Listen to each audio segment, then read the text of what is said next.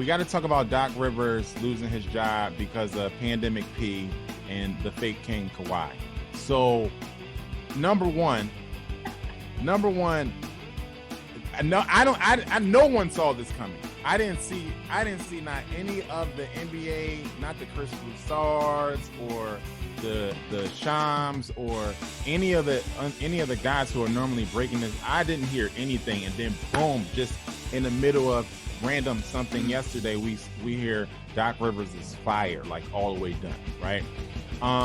So which we talked about on this show. We did. I think we agreed. We talked about it. His job could be in jeopardy. Yeah. That was the Brad Stevens thing where I'm like, no, that they're overachieving, they're fine. Doc Rivers, though, I don't think it's necessarily deserved, because I think even though a lot of people had expectations for this team, if you look at that team, they're not really built for a championship. They weren't going to beat the Lakers. They're not built for that championship.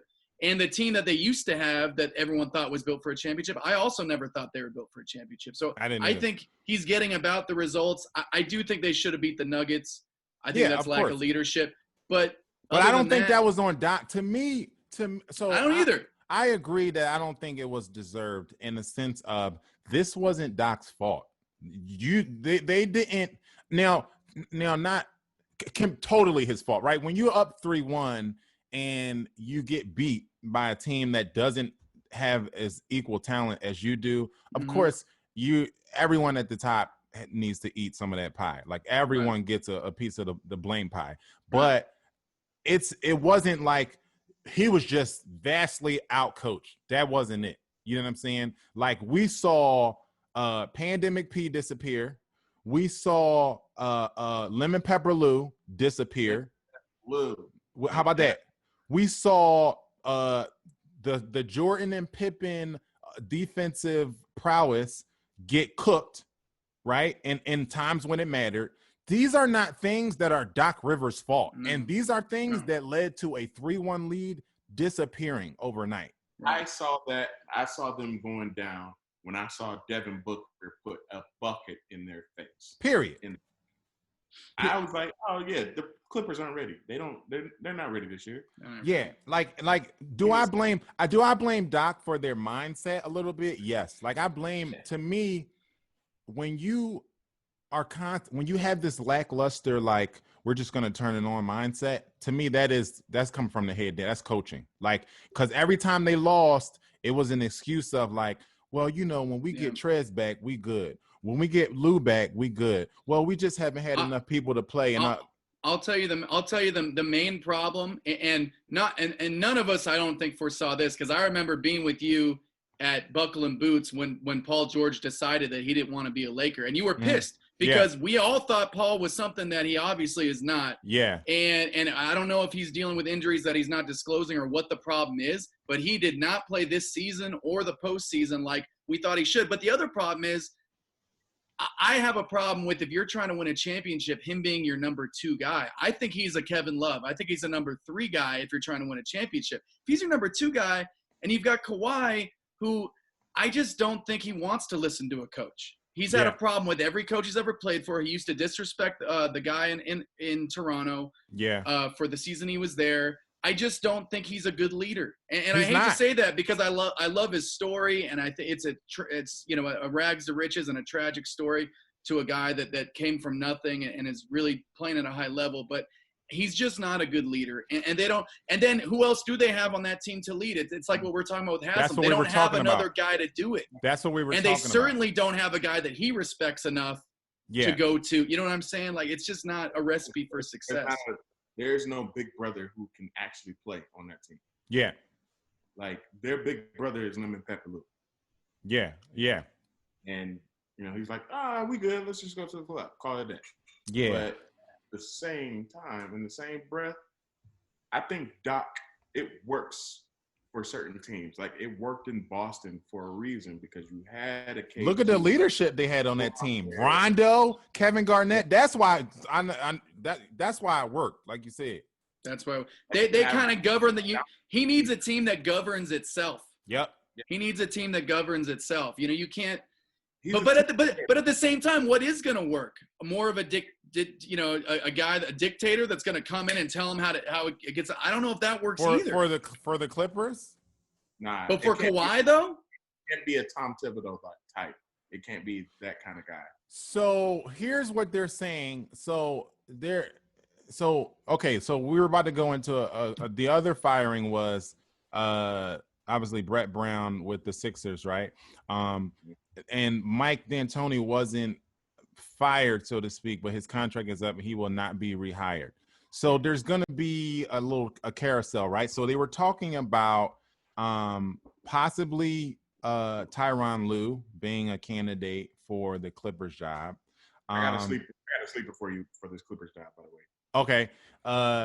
They were talking about Tyronn Lue being a candidate. They were talking about Mike D'Antoni going to the Sixers in hopes that the Sixers would lure that would help the Sixers lure James Harden. And then they were also talking about a possible trade if for Embiid, like a straight up Harden Embiid trade. So they were talking about that. They were also talking about the Rockets considering Jeff Van Gundy and Tyronn Lue. So Tyronn Lue effectively would be up. His name was being floated for the Rockets job, but that was before the Clippers fired Doc. So who's your sleeper? My sleeper for the Clippers, and I think it would be a great additive to their culture, which he's already been a part of for many a year, Sam I Am Cassell. Oh, yeah, he deserves I mean, he's been on a lot of benches. He's been on a lot of benches for a while. Yeah, but he's a brilliant point guard mind that can put people in different places, make these different plays happen. And also, if you look at the games, it's him and Ty that get up, do the clapping and motivating and, getting the guys to like actually do the play. Yeah. So his mindset would definitely already mesh with the players that are there, but also can help them progress into the next level. Yeah. Like I wouldn't necessarily say like a Steve Kerr did for his team, but I think he can have that type of effect where he comes in and he's like, I already know you guys. All you guys was just listen, and we can all do this. We can all do this well. Yeah. I agree. He'd be great. I think Tyronn Lue would be great. But to be honest, Doc Rivers had to go just because they need a change. It's for no other reason other than you got to try something else. But at the same time, I don't think they're going – unless there's big moves that they're going to make that I don't know about. I just don't think the Clippers have it. And now you've got the Lakers who aren't going anywhere. Right. And you've got the Warriors coming back very strong. Denver, Utah. Denver, who's only getting better because Bol didn't even play. Michael Porter Jr. still has a lot to learn. They're only getting better. And I hope they keep that dude. Is it Jeremiah Grant? Jeremy Grant. Jeremy Grant. I didn't realize how good he was until the last few games. He's nice, and he's the perfect guy that they need. He can shoot from outside. He's a great defender. He defended LeBron pretty well. They need those kind of guys. And then you've got other teams coming up that I don't think the Clippers are going to be able to play with anyone. I don't even think they're a 6 seed next year. I don't think that – I think that talking about the personality that they need on that team because of the lack of leadership, I don't think that Tyronn Lue is that person, right? Exactly. I like Tyronn Lue, and I want him to get a job. I think I would like to see Tyronn Lue in Philly, I think, or possibly one of the other jobs, maybe a Rockets job. I'm not sure. But I want Tyronn Lue to get a job. I just don't think that that's the voice I think that they need, unless they're going to have a shift in player personnel. I think that they need a Greg Popovich type, which we know is not going to happen because Kawhi and Pop don't get along. You know what I'm saying? So they wouldn't do that. But that's what they need. That's what Kawhi needed, because people act like Kawhi was just going to get dropped in on any team and lead them to a championship. When in reality, Kawhi has never led a team to a championship as far as when he was in San Antonio. Exactly. When he was in San Antonio, Tim Duncan was still there, and he was not a leader. Not only was he a leader on the floor, but he was a leader off of the floor. When he was in Toronto, it was Kyle Lowry. That's Kyle Lowry's team through and through. He was a leader of that team. So we've never seen him lead a team. You're right. And they had Gasol, Serge, other guys that had been there that could carry that. Yeah. Not all players are built for that. And I hate to talk bad about I like Kawhi, but I actually lost so much respect for him. We've never seen it, and everybody crowned him. It was just he's the new guy. We doing the King commercials. Well, when you win, that happens. We know he got lucky last year against my Warriors. Yeah. But a championship's a championship. I'm not going to take anything away from him. It is. I just thought everybody took it out of context. Number one, the Warriors disintegrated in front of everybody's face, and then we act like it didn't happen.